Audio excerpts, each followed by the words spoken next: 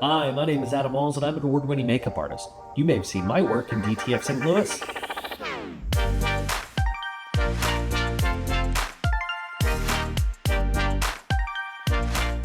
Are you curious about how to tag team a makeup with a partner? Well, stick around today on Off the Walls Effects, and we're going to figure it out.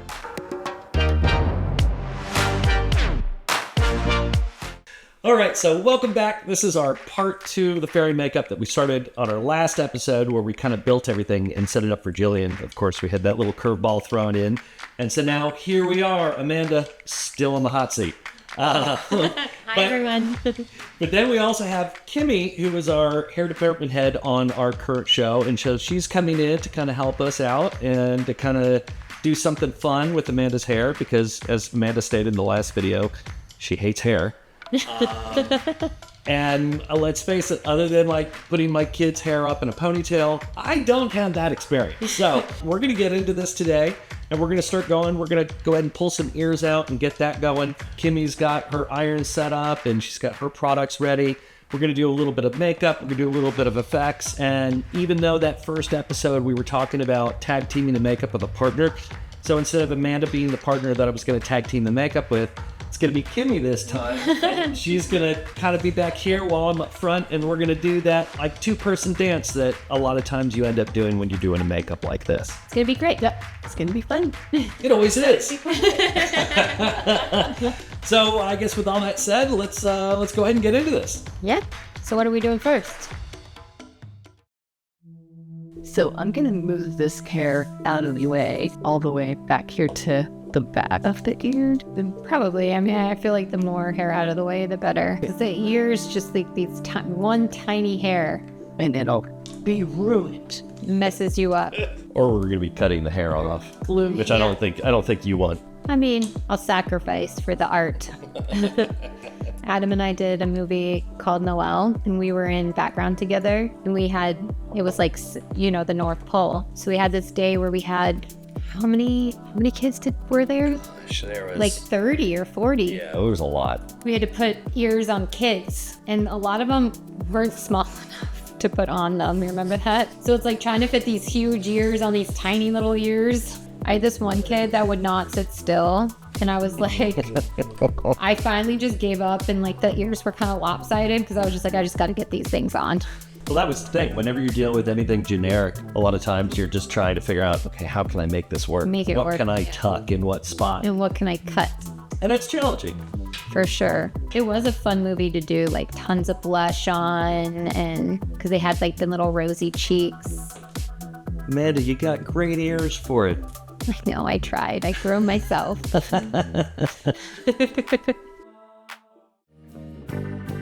Should I keep these on and go to work tomorrow? Double dog. So funny. So I'm going to get a little bit of glue in here first. Kimmi, what was your first job? Oh my gosh, my first one was a prison for children with John Ritter. I want to help. John Ritter, Betty Thomas, Prison for Children. Oh. It was a prison movie in Colorado, believe it or not, because that's where I lived at the time. So you started in Colorado? Yeah. Oh, I didn't know that. I didn't know that either. I mean, I knew you were from there, but I didn't know you started your career there. Yeah. There's not a huge film community there, is there? No. I didn't think so. Surprisingly, that movie came in, and then like 2 or 3 other little things, like what used to be called TV Movie of the Weeks kind of stuff. Yeah. That kind of stuff. Well, there's always like the mountain movies, like a Hallmark, like Fallen, that kind of stuff. But those they shoot in Canada. Well, I remember when we were out in Utah for Thunderbolts, I know the big thing that was going on there was all the Horizon Oh, yeah. Oh, yeah. movie with Name and I can't think of it. Kevin Costner. There it is. Kevin Costner. Those movies. I know everybody was talking about those at the time because those were all being Do shot. you remember my friend sent me a video of the storm, the dirt stores? Oh, God. Because I was like, guys, this is what we need to prepare for. And it did happen. The dirt storm. The dirt storms, just when the wind blows, all that red dirt just like surrounds you. Yeah, it's no joke. Yeah. You're out there with all that. So now ears are kind of funny when you're doing these, just because there's so many little folds and, you know, little spots that you can kind of get into. So the challenge with this is I'm trying to get it to glue down without catching my edge. Of course, with foam latex, you know, you can catch that edge and you don't want to roll it, you know, to create a problem for yourself. So a lot of this is trying to kind of get that down where you can, try to get into those little spots. I've been not glued these specific ears down before. I've not used this brand. So, you know, every ear is going to be a little bit different with how it works. So you can kind of see right up in here that this part of the anatomy should line up right here. But I think because of the way that Amanda's ear is shaped, I think we can kind of tuck this under and make that work. So I'm going to get up here. And now that I've let it sit for a second, I haven't really stuck it down yet because I know the glue is still trying to dry. So I think if I get in here and tuck it like so, notice how that folds around her natural anatomy and kind of tucks in there neatly. So now we don't have that little spot popping out. Do you have any tips about, like, one thing I remember my first set of ears, they can stick out in different directions, you know? They totally. Or like one will be going up and one will be going back because you feel like that's how it fits the ear best, but you have to also make them symmetrical. Yeah, you kind of find a happy middle ground in between. Because a lot of times people's ears are going to be different, you know. So I think in this case, I'm kind of looking at the shape. So I'm looking at Amanda's earlobe and the way her ear comes up and the way it kind of curves in this direction. Same sort of thing here, making sure that these lines of the earpiece actually line up with her actual anatomy. So that's kind of what I'm looking at, trying to kind of marry all that together. Now, the thing that you'll find a lot of times is we're not symmetrical as humans. You know, yes, we look symmetrical, but my left side of my face and my right side of the face, they look totally different, especially if you do like a mirror image and put them side by side. Have you seen that when they do it with celebrities and they mirror image them? And it's like, if they both had their left side or both had their right side, like which side's more attractive? It's very interesting. Right. Yeah, it's kind of crazy. And most of the time, you know, since we do have those differences, if one ear looks a little bit different than the other ear, that's fine. You just don't want one like sticking up like this and the other one out like that. I feel like ears are very much like eyebrows. They're sisters, not twins. That's a fantastic way to put it. So you have to find the happy medium. I know when I first started doing, you know, my first set of ears, I placed kind of both of them on to kind of just in my head get an idea, you know what I mean? To make sure I wasn't gluing one direction, one higher than the other one. And then obviously starting with one at a time, but it kind of gave me a visual until I got more confident with the application. Well, it's one of those things that when you start noticing it, because it'll also happen not just with ears, but it'll happen with people's faces too. I know there was a makeup on Guardians that we were doing at one point that the actress who was wearing the prosthetic, she came in and you're like, okay, great, this is who we're putting it on. And she looked like, you know, totally normal. She was totally normal. But then we put the prosthetic on, and just because of the way her face was structured, all of a sudden the left side of the face almost looked like she was a stroke victim a little bit. You know, because of the situation that we had to switch out and Jillian wasn't available, you know, in a way it's a mixed blessing, because sometimes I think when we get so involved in production, we forget what it feels like to be on the other side, be in the chair. And it makes you much more aware of like how heavy your hand is, how light your touch is, or how heavy your touch is, and like what the actor's feeling, and gives you a little empathy for that. It's one of those things that was back on roots, actually. Reg John Page, who was doing his old age makeup, he could tell that I wasn't happy with the makeup that day. You know, his eyes were closed and he was sitting in the chair, and he kind of opened his eyes a little bit and he said, "You having fun with that piece?" And I said, "Yeah, it's not doing what I want it to do today." And he goes, "Oh, I can totally tell." And I said, "Oh, really?" And he said, "Yeah, you have angry hands." And I was like, oh, that's interesting. So he was essentially picking up the fact that You were frustrated. I was frustrated, and he could feel that in my hands. So, you know, it's one of those things to be really cognizant about, that touch that you have, to make sure that you're, you know, not pushing too hard, you're not poking somebody, you're not making it uncomfortable, any more uncomfortable than it already is, because let's face it, you know, sitting in a spot for a while with all this stuff on, it's not the most comfortable thing in the world. Well, you know what's interesting is I've literally had actors asked to switch makeup artists before. Their hands are too. They're just too aggressive. I'm a big proponent of like all the brushes I buy. I like try them on myself to make sure they're soft, because especially eye makeup brushes, Right. because it hurt. Like it does hurt. And some of them are dry and prickly. Exactly. Well, especially people that don't clean their brushes with like brush soap and only use brush cleaner, it dries them out. Which, I mean, obviously there's a million ways to skin a cat, but as long as you sanitize. Right. Kimmi, I wish whenever I had to do ears, you were with us. So much easier to do it this way. It's so much easier. This is great. I just like, I feel like half of applying ears is getting the hair out of the way. Yeah. All right. So the ears are on. Woof, woof. The ears are set. I'm gonna turn. Yes, true. Oh, yeah. Cool. Oh, those are really cool, Adam. Yeah, the shape is really cool. Yeah. Yeah, they're kind of fun. Well, this is a trick with foam latex. Yes, it is. So when you're dealing with foam latex, you can't really dissolve the edges like you can on a silicone prosthetic. So what I'm doing right now is I have a mixture of 99% alcohol and spirit gum. And essentially what you can do is it helps to kind of push down the cellular structure of the foam latex, and it allows you to kind of push it off into the skin. And if it's really, really light, you can actually kind of rip those edges away. It's kind of a little trick to kind of locking your edges in on a prosthetic like this. So we're going to kind of give this a shot real quick. Push these down ever so slightly.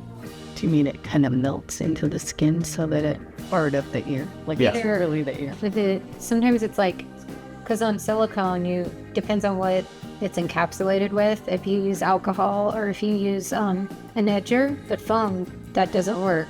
And I would definitely say the important thing about doing this is mixing it with alcohol. Right. Not just straight spirit gum.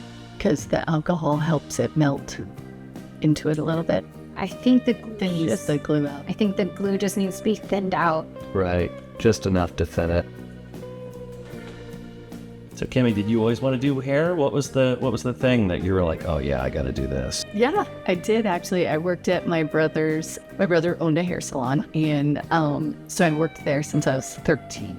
Oh wow. Oh wow. And sweeping, and back then it was records. It wasn't CDs and piped in music. So I had to turn the records. As soon as a record would be done, I had to have the next one sitting out, and he would give me his list of what he wanted to play. Oh, you were like a little So I would- DJ Kimmi. You have to change the record as soon as I'd sit there by the stereo and just wait.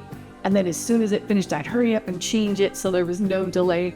And that was tough. If the phone was ringing and clients were coming in and I was trying to change that. And it was a big deal at 13.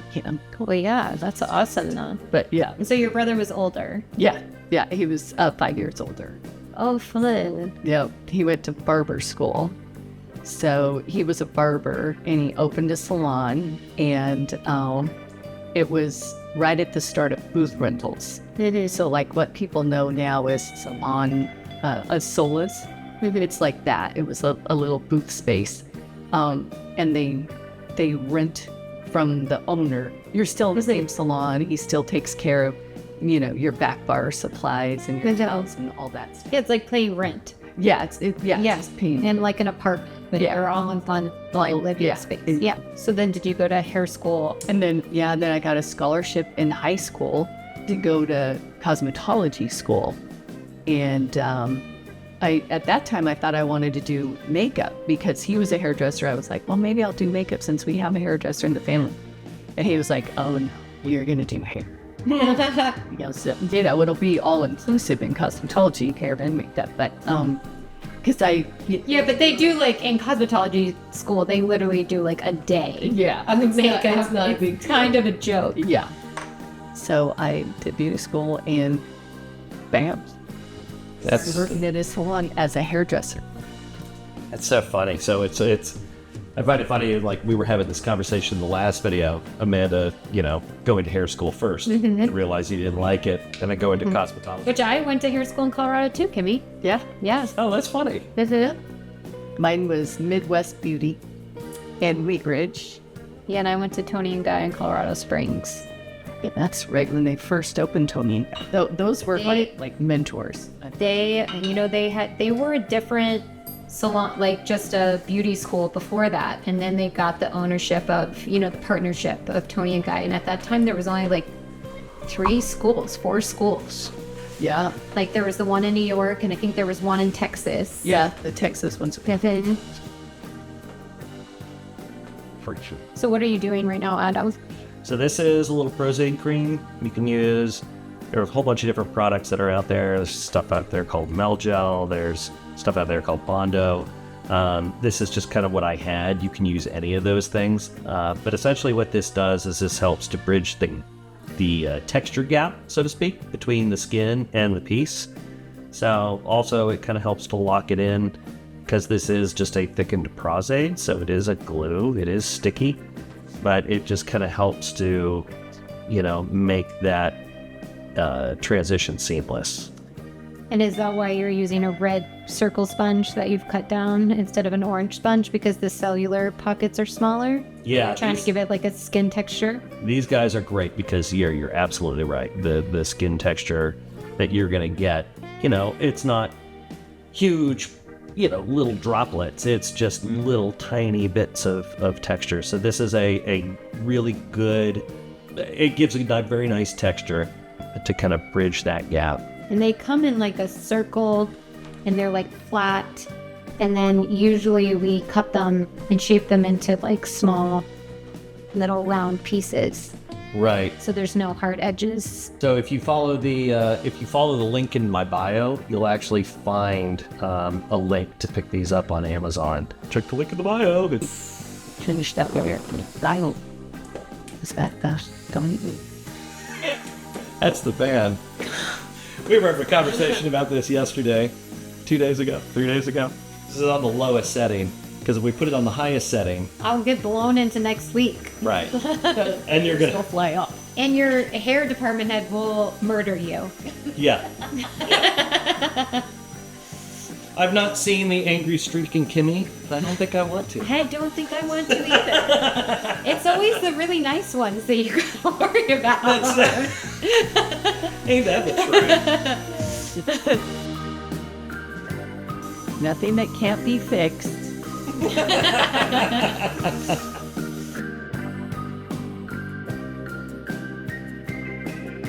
All right, cool. What big ears you...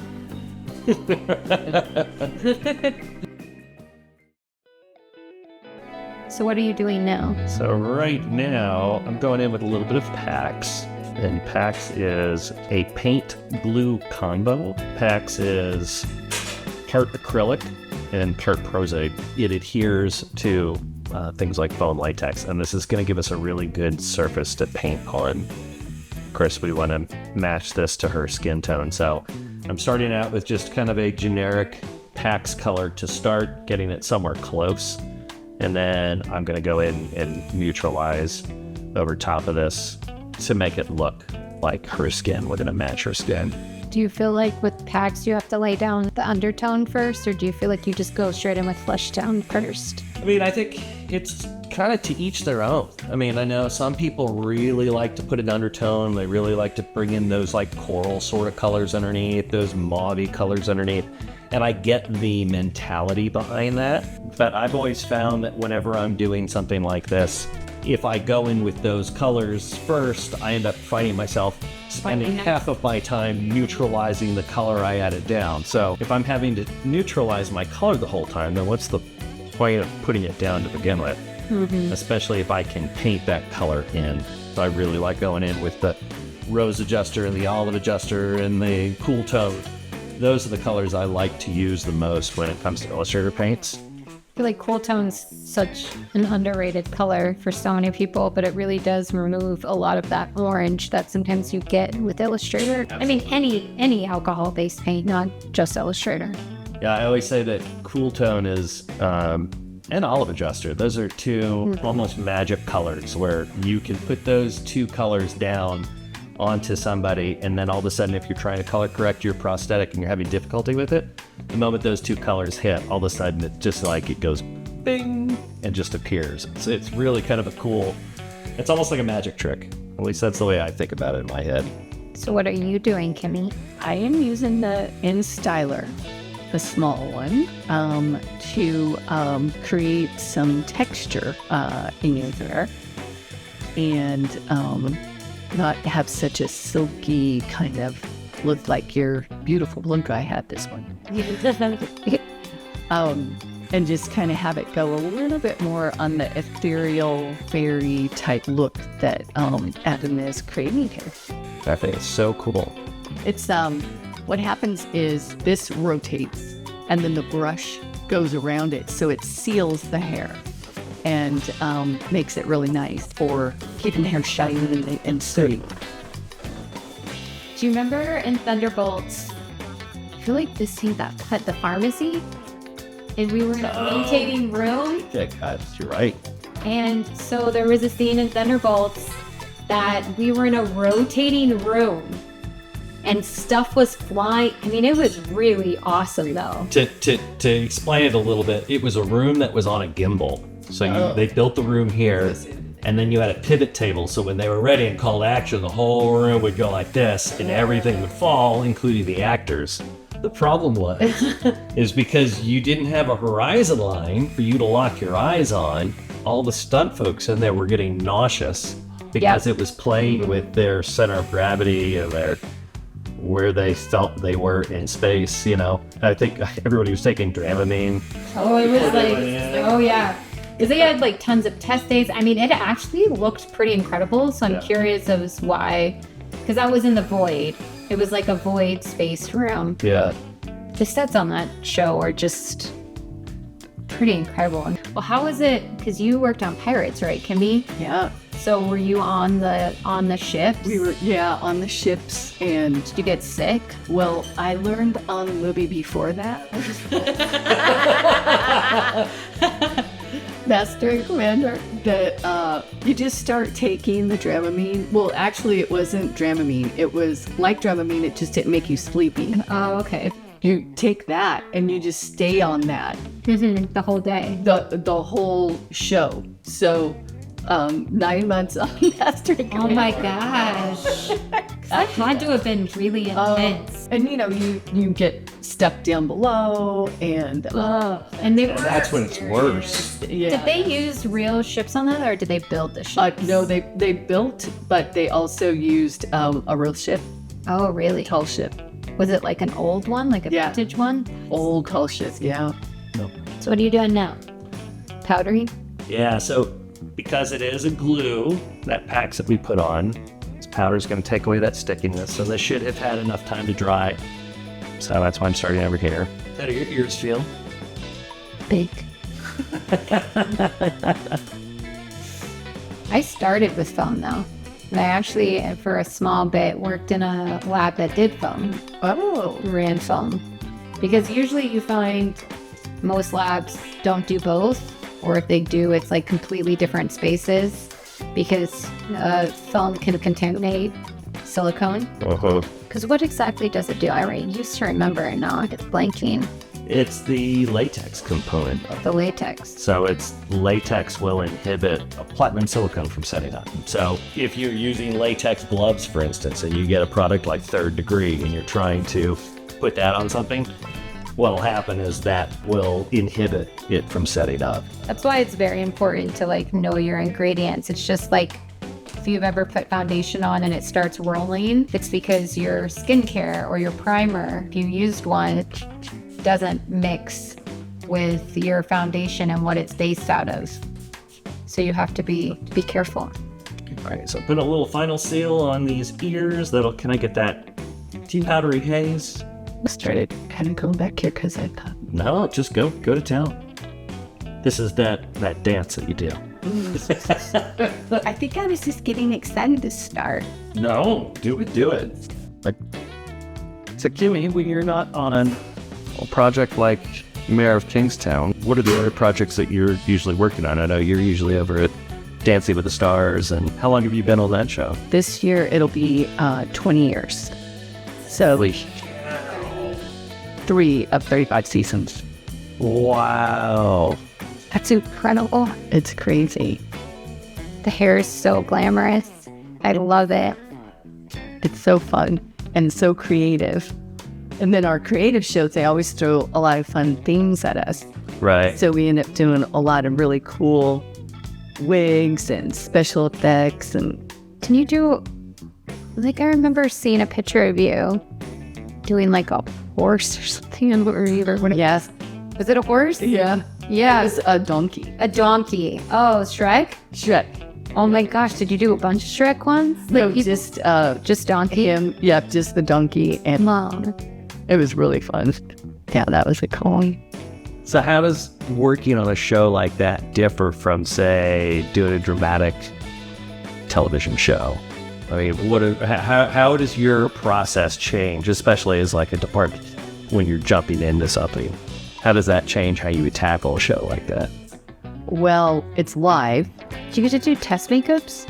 No, Generally, no. no. Our test is sort of the first time we see them, which is meet the celebrities and the pros. Most of us all know, they've been a lot of the same pros, so we pretty much know what they like, what looks great on them. They might come in with, hey, I usually wear it like this, but I was thinking about this time. We try that out if it works. Like if they wear their hair curly a lot, maybe they want to wear their hair straight, kind of thing. We'll try that on the pros. But usually our test would be getting to know them on that first day. So the first time we see them is usually the photo shoot, where we do stuff that you see at the beginning of the show. Right. Promos and stuff. And that's kind of our test day because we get a feel for their hair, makeup gets a feel for their skin. Does their skin eat the makeup? Do they need more makeup than they want to wear? For them to be seen. Definitely a fun Shows definitely fun, definitely glamorous. And it's like from 20 years ago when it first started, it has really changed. It started out very strong ballroom dance looking, where now it's more a red carpet look, and things that are like interesting, things that you might see at the Met Gala. Met Gala. Yeah. And a lot of times I study so many ways of looks of different things like that, like the Met, red carpets, what's the buzz in hair in Europe, what's the buzz in hair in New York, because it's an LA show, and just really try to put together a lot of cool looks and thoughts that are a little bit different.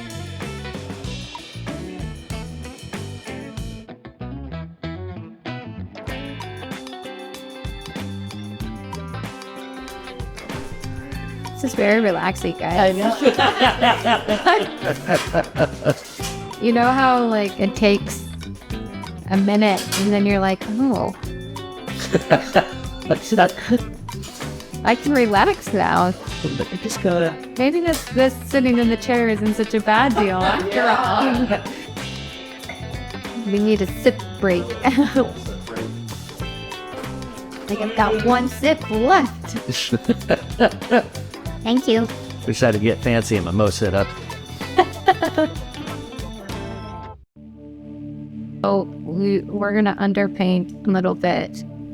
And this is my personal, not if I was doing this on somebody else, then I would not be putting it on me.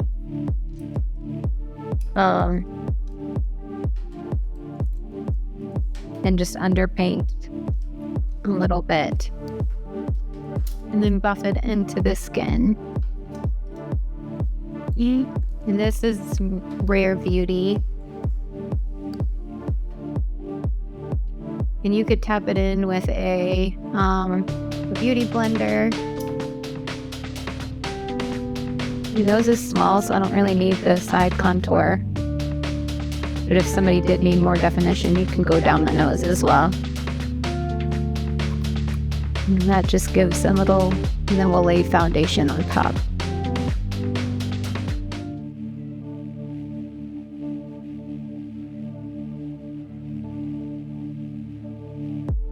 See, the nice thing about these ears is you can do that obnoxious thing that kids used to do and go ping like that. It doesn't even hurt. It's like sun ears. And they didn't go up. Yeah. Gold star for you, Adam. Yeah, I get a gold star. I'll take it. Stencils oftentimes can be really tricky to use. You really want to avoid that overspray, and the best way to do that is to make sure that the stencil is flush against the skin. Sometimes this can be a little tricky, so making sure that you have somebody else there to help you hold it in place is often a great way to go. A little overspray, but it's kind of fun that not all of it's totally clear. It's almost like totally like half buried under the skin. Yeah, it's kind of great though. Now, what's the color you're using with the apron? So it's a natural one mixed with some cedar brown. So it's a mix of the two. Does it have a little iridescent in it? No, not in this. Though I do have the iridescence already kind of pulled out. So I think what we're going to do is after we do all this, we're going to spray like collarbones and high points. So we're going to use that as our highlighter, so to speak.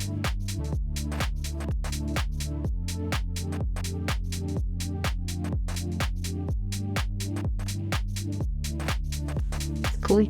That's a tough one to try to get around. Right, right. Amanda, you and your anatomy. Gosh. Can you tell which collarbone I broke? Oh, really? Oh, yeah. Is it You can tell. this one? No. It's the other one? My left arm. I broke it pretty bad. Like, it almost came out of the skin. Oh. Yeah. How do you break it? Yeah, I have to. Well, it was at a track meet, which I was not in, on a field trip. And me and a girl decided we were going to race back from the bathrooms. We were on this like small concrete path, and we like our feet got entangled, and like I landed right on the side of the concrete, and it just snapped. She fell on top of me, and it just snapped my collarbone. Oh. And my dad had left for Australia that morning. Oh, no.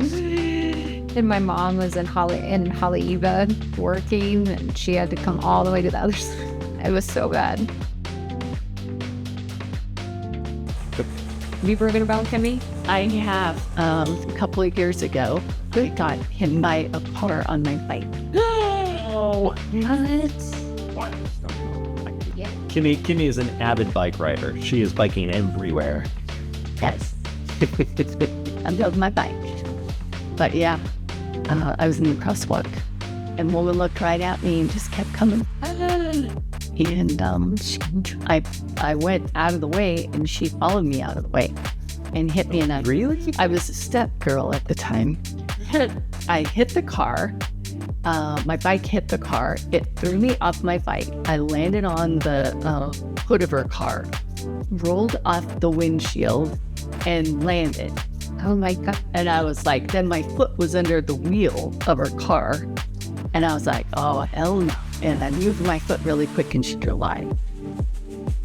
She drove away? Did they find her? Yeah, because a couple of people saw it happen, and they saw her drive off, and they chased her down. Oh, that's great. Yeah, please. Got her back. She goes, I didn't hit you. I don't know. What did you talking about? I go, well, you know what? Hold on. Let me look. And I looked at her car, and my bike tires are on her car. Oh, really? My bike hit the car. And there's gosh. I go, in fact, I looked at you in the windshield when I crossed it. In that cartwheel I did. Like cartwheel.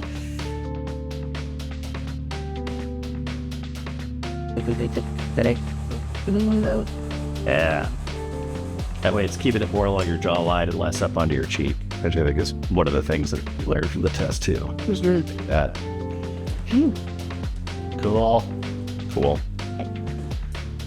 So Amanda, when you stole that Tinkerbell makeup as a kid. So I always loved makeup from like a young child, like stole Tinkerbell makeup from the store.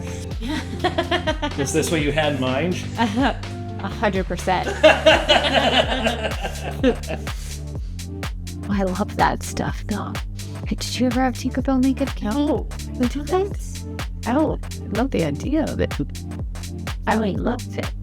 It was this little compact. It was white and purple and had a whole Tinkerbell sticker on the front. Oh, and it smelled all perfumey.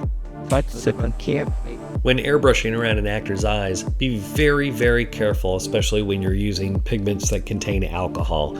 You don't want to get any of this stuff in anybody's eyes. It's not a fun situation to be in.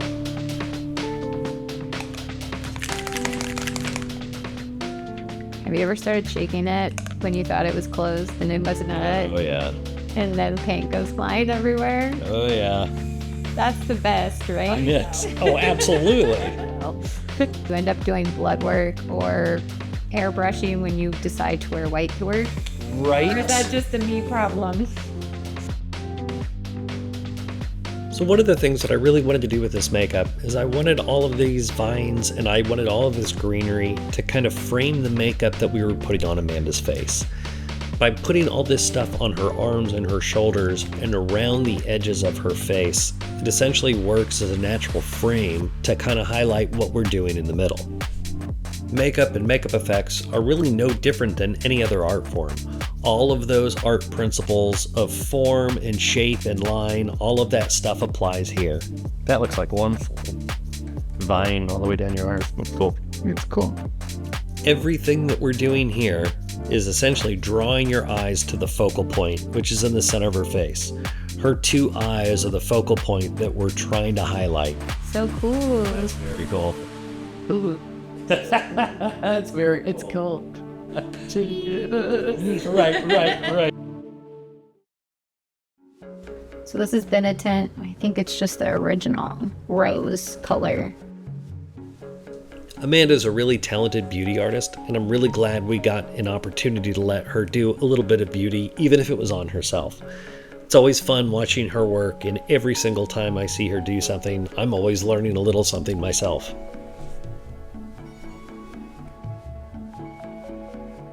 Just so it gives like some life to the skin underneath the foundation. Right. And then if we feel like it needs more, then we can add more after the foundation. And I would say, I think that might be too much all over. Okay. So I think mixing these two, which this is Typology. Wow. It's called Glow Drops, an illuminator, and then I'm just using the Backstage Dior.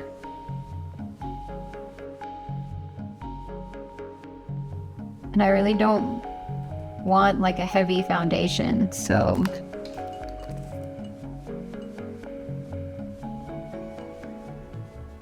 especially over the markings. One thing that I really like about the way Amanda's applying this is it really shows that you don't need a ton of product to get something really effective. I'm sure we've all seen those videos out there where somebody takes a half a bottle of foundation and dumps it all over their face. Obviously, that's not realistic. That's not the way we do things on set. A little goes a long way. If it looks like I can scrape your foundation off with my fingernail and leave a totally different color underneath, it's too much. I mean, this foundation too can be layered. It's a clean product, so that's also nice. The Dior or the Dior, and Typology as well. Now you can see the other thing that Amanda's doing is she's making sure that she's getting her neck and underneath her chin. I know that's an area a lot of time that you can easily forget, and you want to make sure that the colors match in both spots. I don't really know if I feel like this look needs concealer. Right. boy, that's a pretty foundation mix. And it's just. But do you see how the blush looks like it's coming from within? Yeah. It doesn't look like blush. And then it just gives like a light luminosity to the skin. Yeah, that's pretty. And it's funny too, because it's like you go in with it a little heavier than what you would normally do underneath. Mm-hmm. That way when you're going to top, it compensates for it. Exactly.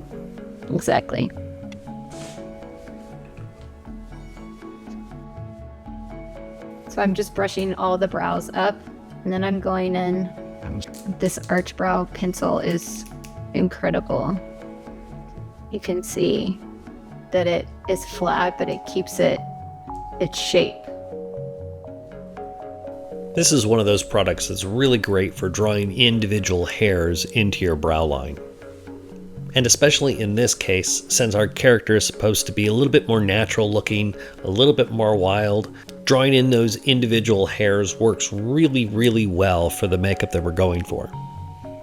I'm not really trying to give my brows shape. I'm really just trying to furry them a little bit. So right now I'm just doing my waterline.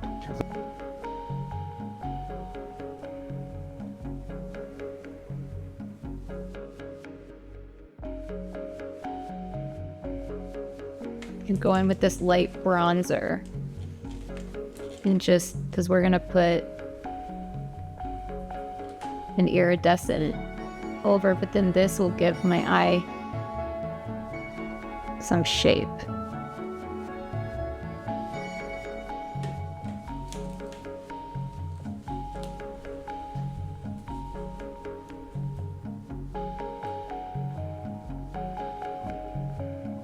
You can see the brush I used. It's very pointed, so I can get right in that crease.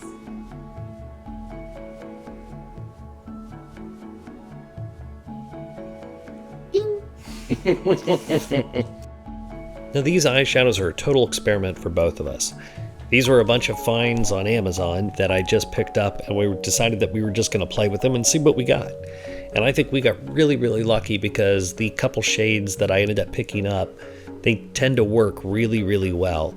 Yeah, it's really cool. They spread nicely, they look cool, and the nice thing is you can kind of layer them up a little bit too, so you can get a little bit of a two-tone thing going on. As you can see, Amanda's going on with the yellow gold color right now, and in just a second she's going to go in with a green to give her an eyelid a two-tone kind of look. Take the more green one. So it's like a... Oh, yes.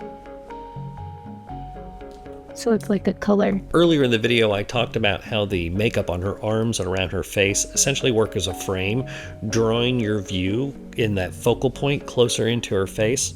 Well, that focal point is those eyes, and that's why we really want them to pop. Yeah, the two-tone thing is cool. Yeah. It's like you can only see it like the right light. That's half the point. People often say the eyes are the window to the soul. So if you're building a character, that's where your focal point should be. Well, given that, we might not need the lashes, Amanda. We might not.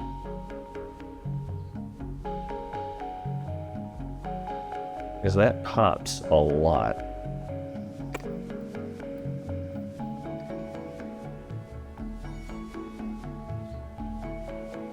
It's cool up top too, because it really hits those hairs that you want going up and out.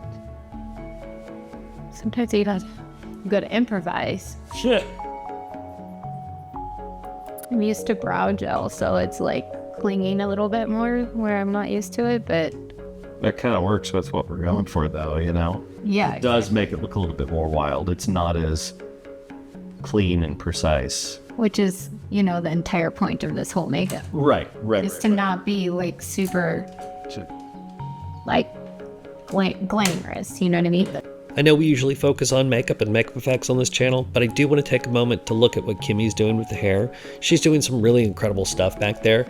She's really working that hair and giving it a really wild, natural look, but also while still keeping some form and body that she can use once we start adding the greenery a little later. Now this face gloss is another product that I've not used before, so we really wanted to give it a shot and see how it worked. And what we're really trying to do is hit all those high points, cheekbones, collarbones, and see what it does. Yeah, that works. Yeah. Do you think it's something that needs to be all over, or It's subtle. it's subtle? That's what I'm saying. So maybe all over might be good. Maybe. Let's do the high points. Yeah. see where it gets us. Did he play? Yep. Shimmy played it. Makeup tango. Hang with him. I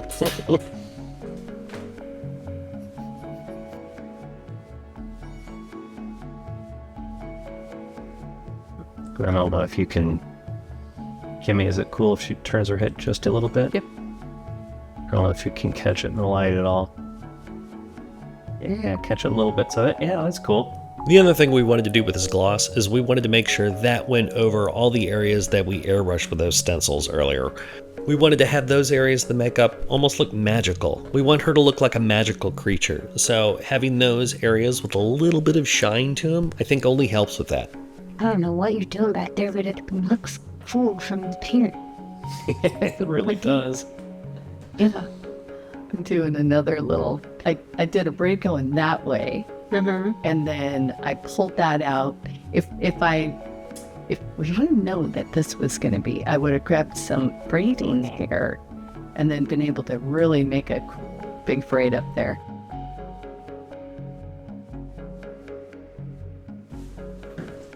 I think one of the hard things about a makeup like this is not overdoing it. It's sometimes a makeup and a hairstyle is about the entirety of the look, not just, So what may look basic and ordinary, but once you have the hair done and then you have costumes, if you go too much in your department, then it makes the makeup look too much. Yeah. I think that's something you always have to keep in mind. Yep. Definitely. The balance.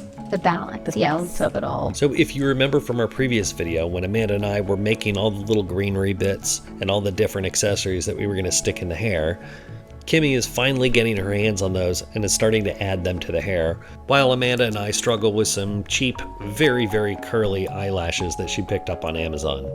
Not everything you find on Amazon is a good find. But in addition to all the greenery bits that we found, we also picked up other little things. We found twine, we found little bits of rope, we found some little bits of leather, and all of that became really, really helpful in putting this look together. Now, like I said earlier, when you're tag teaming a makeup with a partner, it is about cooperation and teamwork. And in this case, Kimmi has helped me out a lot, and it's finally time for me to repay the favor as I'm trying to help her put these little bits of greenery into Amanda's hair. Now, as we were working away on Amanda up front, you can see what Kimmi was doing in the back. You can see that she's essentially sculpted a crown out of Amanda's hair, and now she's just adding the focal point in front. Again, the hair is doing the exact same thing we were trying to do with the makeup.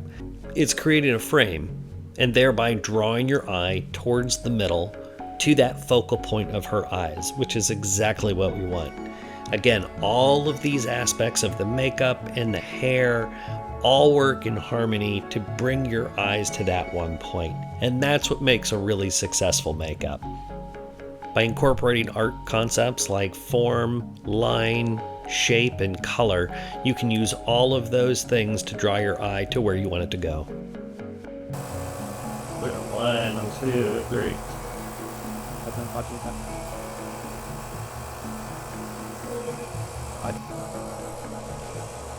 Of the freckle. There we go. Now we're getting to what?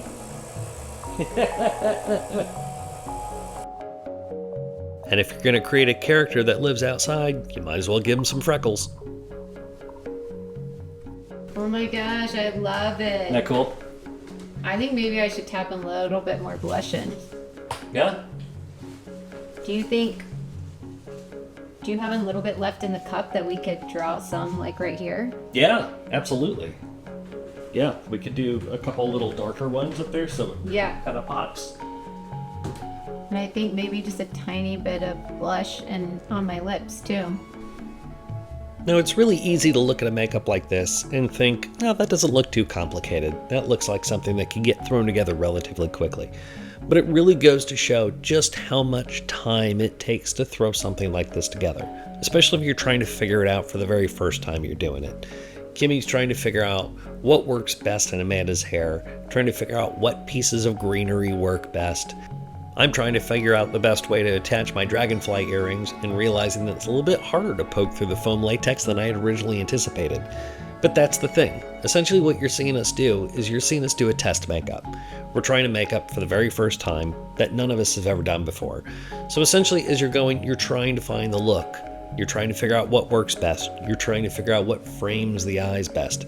And then as you can see, as I start adding the lichen to her shoulders, I'm kind of struggling with that a little bit too. And even though I designed it on Procreate, I just added it because it looked cool. I didn't really think about the practicality of it. Why is it there? What is it doing? What is the whole concept behind these little green and white bits that I'm putting on her shoulder? And I'm realizing that just by gluing them down, it doesn't look right, so I've got to blend it out a little. I know we didn't do this, but No, this really adds. actually, that You know how you do it? You're like, I don't know exactly what I'm doing. And then you start doing a little something. You're like, oh, wait a minute. This is not turning into something. Yeah. Oh, that's freaking cool. So think about mycelia. This is The little tendrils that come out of your favorite mushrooms. just calling me out there, Adam. Put my business on the internet. She doesn't like mushrooms. What? I thought you were talking about magic mushrooms. Oh. That's hilarious. That's hilarious. Oh. But no, when you start thinking about the way that they get their nutrients, there are all these little white tendrils that go out underneath the structure, right? And they kind of go under the ground, and that's how they heat. So I start thinking, I was like, that's what this is. That's exactly what it is. That ties it all together. 100%.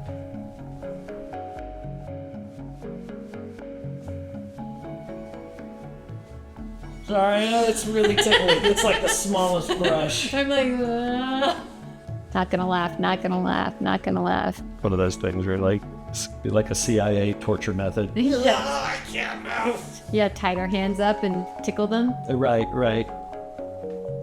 Ooh, super neat. I love that you're so into all the leaves. Oh yeah. That we spent so much time picking out because we're nerds.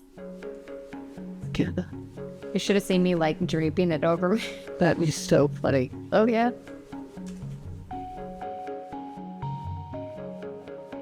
This really is so tickly, guys.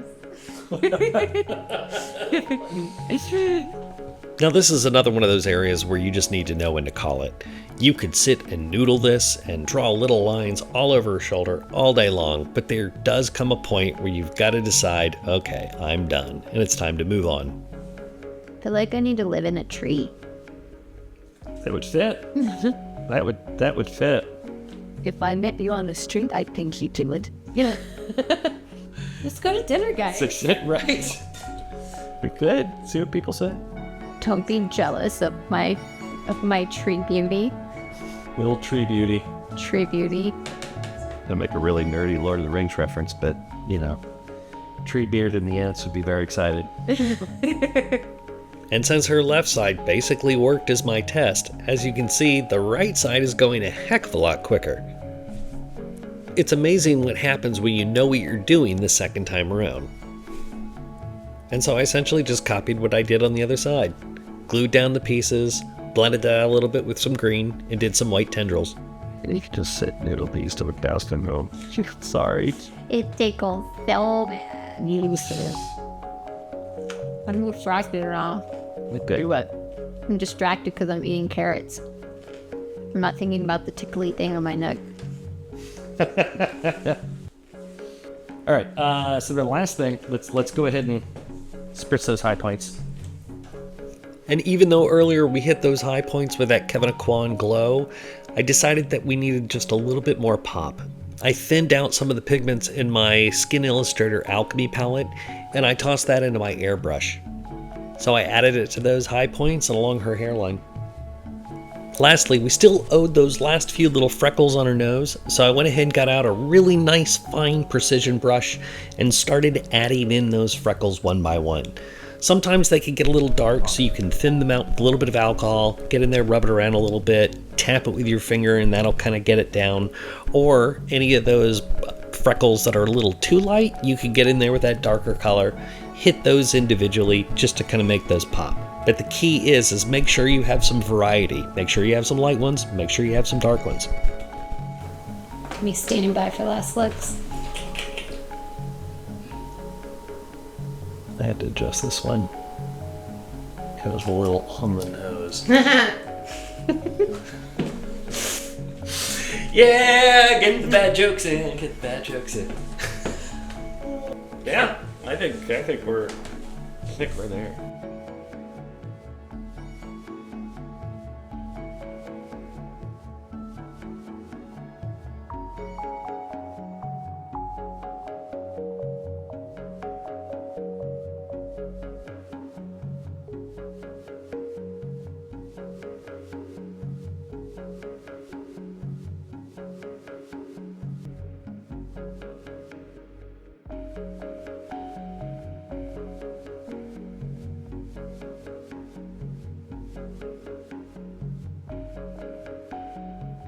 Yeah, it works. Seamless. You can't even tell they're not partly of yours. Nice. That's what we're going for. Really, really good. The fun thing is so Color blended so well too. I didn't take. The product and the color. Do me a favor, man. Look that way towards the screen. This is kind of fun, just from a art visual point of view, in composition. Just that Kimmi with the hair swooping up, with the ear swooping up, with the greenery coming down the back. And it's just like, that's like art form in a nutshell, you know what I mean? I mean, the hair is just incredible. Can we? Okay.